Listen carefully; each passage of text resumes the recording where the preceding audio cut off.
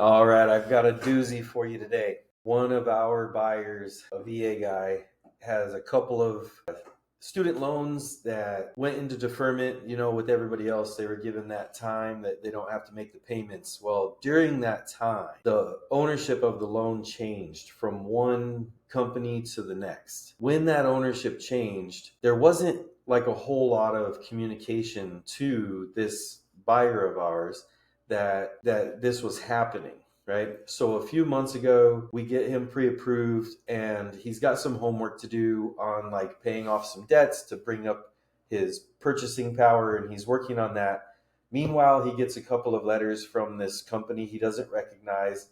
Looks like they're asking him to start paying them money, and he ignored it and didn't look further into it, right? I'm not saying that he's completely innocent here, but what I am saying is that this could be something that's happening or has happened to many people. So the ownership of the loan changed. This new company's reaching out to him just by, regular mail, no email, no phone calls. The old company didn't send regular mail, didn't send an email, didn't have phone calls, which if we wanted to blame someone and not make it just the buyer's fault, then that may be where we look, is like, look, if you're going to sell the loan, then at least the very least you can do is to introduce this person who's agreed to do business with you, introduce them to the new person that they have to do business with. But neither here nor there, he ignored the letters from this new company because he put it in the stack of like, oh, scammers, right? And here he is with a couple of 90-day lates. That took his credit score down by 130, 140 points. A couple of weeks ago, he caught the payments up because he realized, oh, they're my loans. I do owe the money. So he caught the back payments up. That put the loan back in good standing. It's not a mortgage, so it doesn't cancel him out from using a mortgage for the year like it would if you missed a mortgage payment by 30 or more days.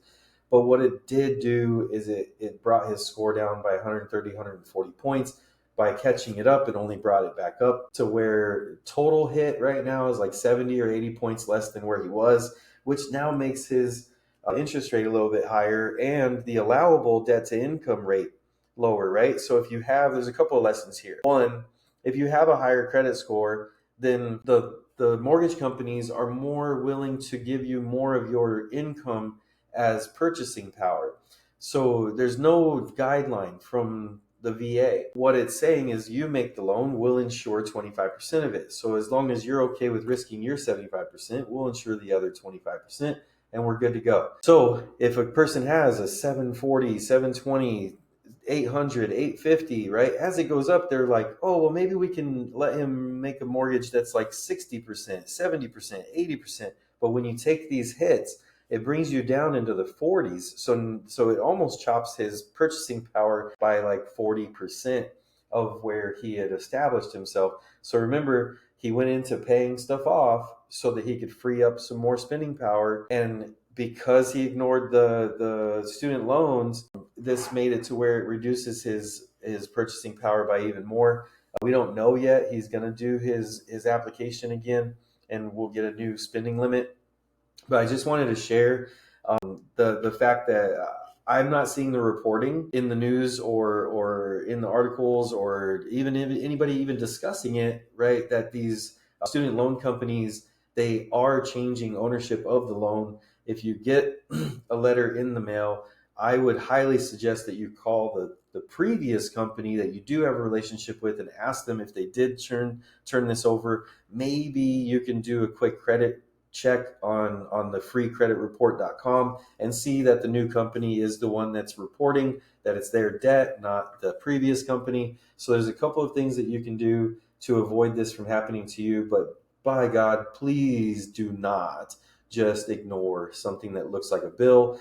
Also, don't jump into just sending checks to whoever willy-nilly, because he didn't have a relationship with this company. So who's to say that it wasn't a scam, right? So you're in between a rock and a hard place. And the last lesson here is that the federal government is no longer protecting you. Your student loan bills are due. You must make these payments. This makes me a little bit disheartened, because I do feel like the elected officials, on one side, were really thumping that we're going to get these student loans paid off. We're going to fix this expensive journey that these 18 to 24-year-olds take, and we're going to fix this whole system. And what ended up happening is absolutely nothing. The can got kicked down the road with the COVID deferments, which was nice because people were in hard ways during the COVID time. But here we are 5 years later, and they're absolutely raking our people over the coals if they're not doing what they're supposed to do.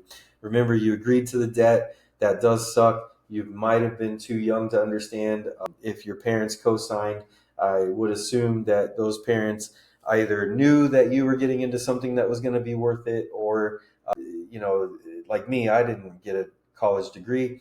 Right out of high school, I went straight into the Navy, and did 20 years there. So there's really no reason for me to give my son any kind of, and my daughter later, but my son's going to university next month, and he's just super stoked about it. And I don't know if it would be worth paying for. I do know that it's worth, paying nothing for, which is the exact scenario that my kids are in, being that I did the service to our country and earned their way through university for free. So it's an easy opt-in for us. But if you're in the scenario where you had to pay or you had to borrow in order to do it, I hope that it's paying off for you. But it's time to pay attention to those debts. Make sure that they're not wrecking your credit up by not making those payments. And remember that the monthly payment to a student loan is the same as a monthly payment to a car, or the minimum monthly payment to a credit card. It'll affect your buying power. But don't wait. Please don't wait to buy real estate.